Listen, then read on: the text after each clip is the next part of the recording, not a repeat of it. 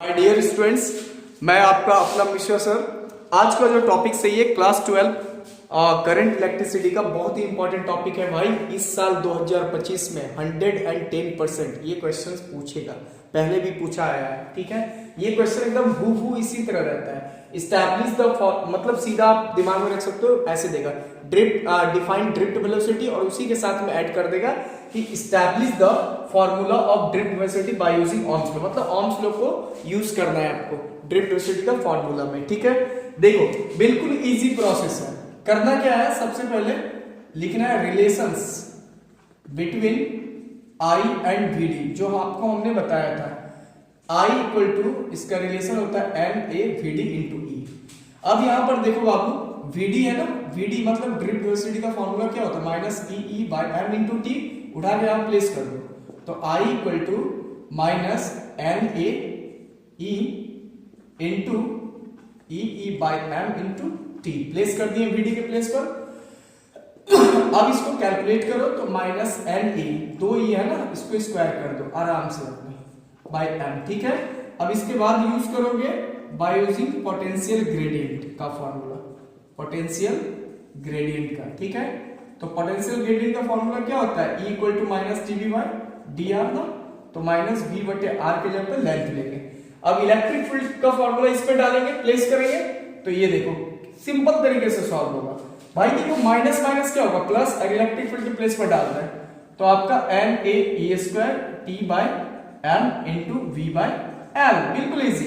अब करना क्या, ओम्स लॉ लगाना है ना, तो एम एल को इधर भेज दो, तो एम एल डिवाइड में से मल्टीप्लाई में N A E square T equal to हो गया वी बाय आई। अब आ रहे हैं रिजल्ट भैया, इधर देखो V by I equal to R होता है ना, तो यही तो मेरा ओम्स लॉ आ गया, शो कर गया ना ओम्स लॉ।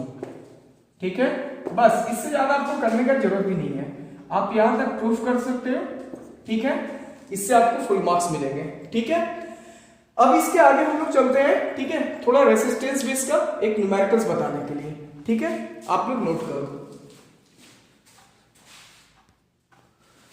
चलो देखो, अब हम लोग आते हैं न्यूमेरिकल्स से। अच्छा होगा कि resistor in parallel and series के बारे में पहले समझ लेते हैं, और इसके अगले वाले वीडियो में हम पूरा न्यूमेरिकल्स आपको देंगे।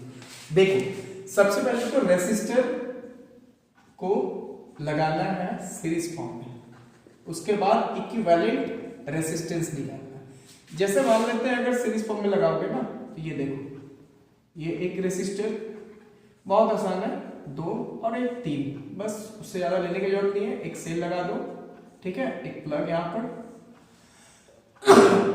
करंट आई, तो इसका रेसिस्टेंस R1 R2 और हमने माना R3, वोल्टेज V। भाई एक चीज याद रखना कि सीरीज में है ना, पहले भी बताया, सीरीज में करंट का वैल्यू सेम होगा और आपका जो वोल्टेज होगा ना, वोल्टेज वो डिफरेंट होगा। ठीक है, बस इसको दिमाग में रखना है। वोल्टेज अलग अलग रेसिस्टर में अलग अलग वोल्टेज जाना चाहिए। ठीक है, V1 V2 V3। अब देखो हम क्या है ना, टोटल वोल्टेज निकालो, तो V1 plus V2 plus V3, बहुत आसान है, ओम्स लॉ का यूज करेंगे। V equal to I R ना, यहाँ उठा के प्लेस करो आई आर, तो आर किस फॉर्म में, एस सीरीज में, और यहां पर प्लेस करो आई R1 आई R2 आई R3। अब आई तीनों में नजर आ रहा है ना, तो कॉमन लेके बाहर कर दो, कैंसिल हो जाएगा, तो आर एस इक्वल टू आ गया R1 plus R2 plus R3। ये आपका आया सीरीज फॉर्म के लिए। आर एस का मतलब होता है equivalent resistance, equivalent resistance in series form. अगर मान लीजिए सपोज दैट न्यूमेरिकल्स में फॉर इक्वल रेसिस्टेंस निकालना होगा, इक्वल रेसिस्टेंस अगर दिया हुआ है मान लो, ठीक है, तो R1 इक्वल टू R2 बराबर आप लोग R मान ले, तो इक्वल अगर दिया है तो R plus dot dot N तक, तो फॉर्मूला क्या आएगा, एन आर, मतलब R S equal to N R से आप लोग निकाल सकते हैं। यहाँ एन क्या है बच्चे, नंबर ऑफ रेसिस्टर को बोलते हैं, नंबर ऑफ रेसिस्टर। ठीक है, ये तो आपका हुआ सीरीज फॉर्म में। आप एक पैरेलल फॉर्म में भी निकाल सकते हो, रेसिस्टर इन पैरेलल। देखो पैरेलल फॉर्म में भी इजी है, कुछ नहीं है। ठीक है, पहले हम इसको रफ करते हैं। अब आते हैं रेसिस्टर इन पैरेलल के बारे में, ठीक है। चलो देखो, रेसिस्टर इन पैरेलल। अब देखो पैरेलल का मतलब पैरेलल फॉर्म में आप लगाएंगे, ये देखो पहला रेसिस्टर, दूसरा रेसिस्टर, थर्ड में ये कनेक्ट किया, ठीक है। अब इसको सेल के साथ में कनेक्ट कर दो, ये आपका पैरेलल कॉम्बिनेशन का है।